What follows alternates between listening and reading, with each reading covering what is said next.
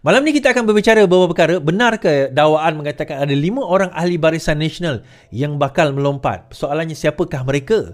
Apa implikasi mereka kalau mereka melompat, dan apa akan jadi pada negara kalau sekiranya mereka melompat? Okey, itu antara persoalan yang ditimbulkan oleh banyak pihak, terutama yang risau macam mana keadaan negara kita sekarang ni. Adakah negara kita akan tumbang? Adakah apa yang akan berlaku? Apa akan berlaku kepada mereka? Itu persoalan yang saya akan bahaskan malam ini. Yang kedua, berkenaan dengan ada desakan supaya UMNO membawa kepada kepimpinan baru. Dan saya sebenarnya tak nak dwell terlalu dalam sangat dalam permasalahan apa cerita UMNO, tapi bagi saya biarlah UMNO menyelesaikan perkara ini dalam cara dan kapasiti mereka tersendiri. Tetapi kita boleh bagi ulasan yang yalah macam itulah kan, ulasan-ulasan kita berdasarkan kepada pemerhatian kita. Kemudian, bersatu tak puas hati Exco di Kedah. Kenapa mereka tak puas hati? Kenapa bersatu tidak diberikan? Kenapa saya kata tempoh hari bahawa PAS dan Bersatu ni akan bertelagah? Dan saya kata selepas bulan 8, perpecahan akan berlaku di kalangan mereka. Now, PN guna logo sendiri dalam kemerdekaan ini. Apa implikasi dia? Apa benda yang nak dibawa? Dan saya kata tadi, MB Kelantan bakal disaman. Dia kata 2 adun pembangkang koyak. Kita cerita tentang perkara itu. Kenapa reformasi itu berlaku? Berlakunya reformasi kerana kepincangan di dalam sistem itu sendiri. Datuk Seri Anwar Ibrahim ditangkap dan dituduh liwat kerana beliau tidak dapat disabitkan dengan sebarang kesalahan rasuah. Tahun 90-an, 80-an, 90-an, menteri yang mana berada di dalam UMNO pada ketika itu tidak dapat lari, mesti dikaitkan dengan kalau tak projek kroni, kalau tak nepotisme, kalau tak rasuah. Memang akan ada kaitan, dan begitulah Mahathir mengawal orang-orang dia pada waktu itu.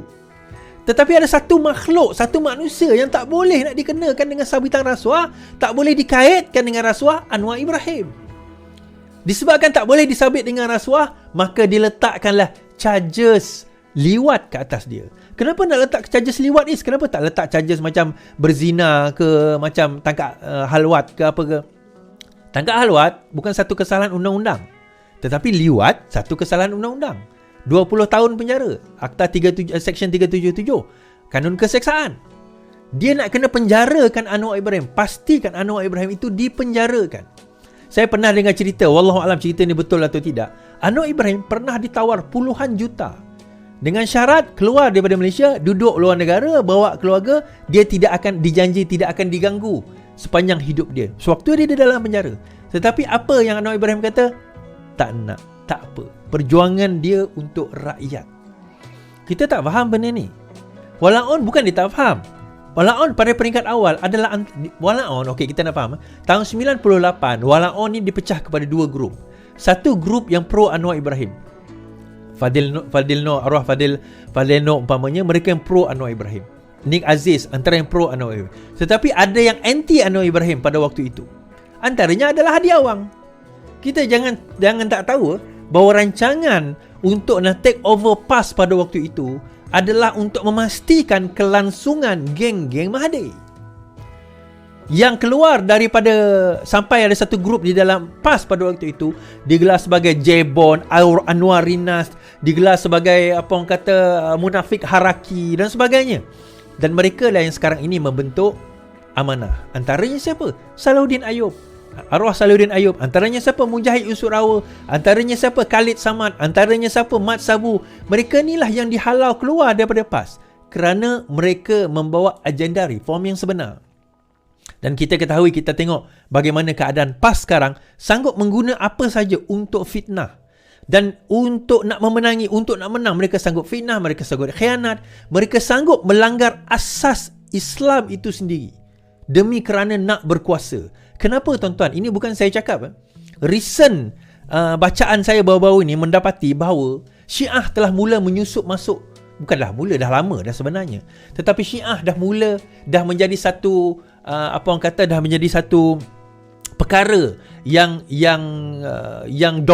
predominan di dalam PAS sekarang ini.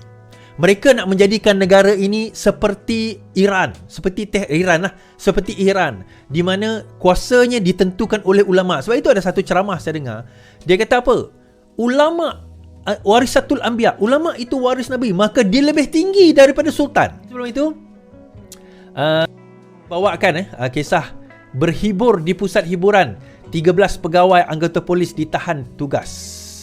Selama 13 anggota dan seorang pegawai kanan polis telah ditahan tugas selama mereka diberkas dalam serbuan Jabatan Integriti dan Pemantauan Standard Bukit Aman di sebuah pusat hiburan di Seremban, Negeri Sembilan.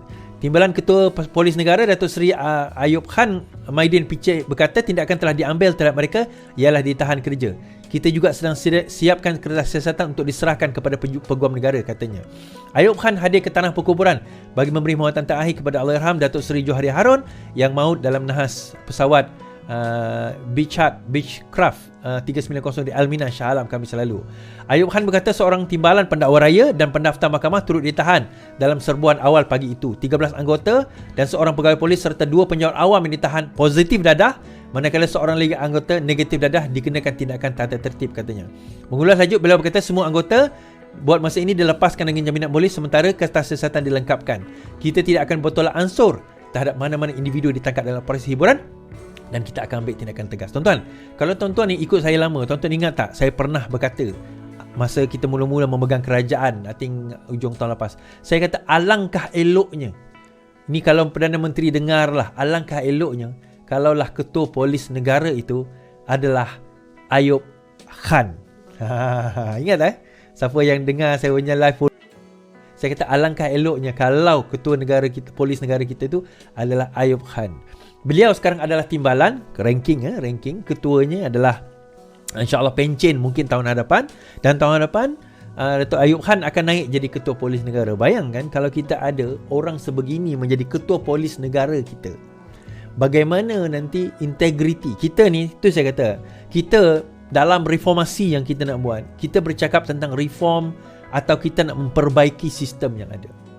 Tak cukup kita sekadar kita kata kita memperbaiki ekonomi, of course, tetapi ekonomi itu tak akan dapat diperbaiki dengan baik kalau daripada segi integriti petugas-petugas awam itu. Sebab itu ada panggil daulah terpendam, ada orang panggil kata the deep state. Ada di kalangan pegawai kerajaan sendiri yang dikatakan cuba nak sabotaj kerajaan ini. Kita bukan kata semua, tapi ada di kalangan mereka yang sebelum ini dilantik sewaktu Perikatan Nasional cuba untuk sabotaj kerajaan Madani ini. Dalam pelbagai bidang, dalam pelbagai dalam pelbagai jabatan, dalam pelbagai kementerian, benda ini berlaku dan kita sudah kenal pasti. Cuma tindakan yang akan diambil, kita tak boleh terlalu drastik, nanti orang kata kita kejam. Tetapi kalau daulah terpendam ini atau deep state ini tidak ditangani dengan segera, maka akan berlaku kejatuhan dan akan berlaku satu penipuan kepada rakyat tentang apa yang kerajaan ini cuba usahakan, dan apa yang kerajaan ini usahakan tidak akan sampai ke bawah. Artinya kata apa?